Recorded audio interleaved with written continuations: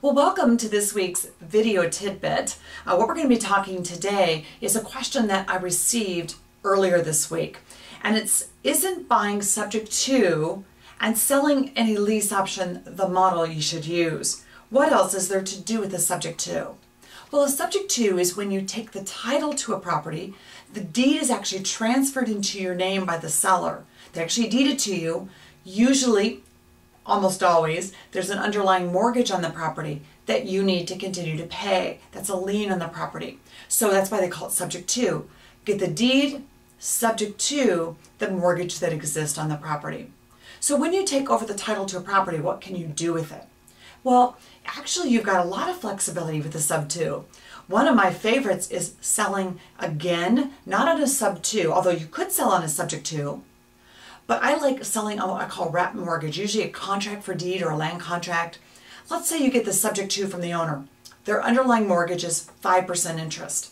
And they've got, 20 years left on the mortgage. And they owe $150,000. Selling it on a land contract or contract for deed for more than that, $180,000 at 7% interest is what we call a wrap. You're taking a smaller mortgage, smaller interest rate, and wrapping around it a higher mortgage balance and a higher interest rate. You should do the math. Put down the numbers and show what interest at 5% on $150 a year would be. Oh, off the top of my head, I think it's $7,500. And what 7% would be at $180,000. And I can't do the math that quick on that one. But $7,500 versus that, just that alone is the interest difference in that particular sale to the buyer, not including the 30 grand difference in principal balance that you're going to get later. So wraps are one of my favorite ways to do subject tos. You could sell them on a lease option.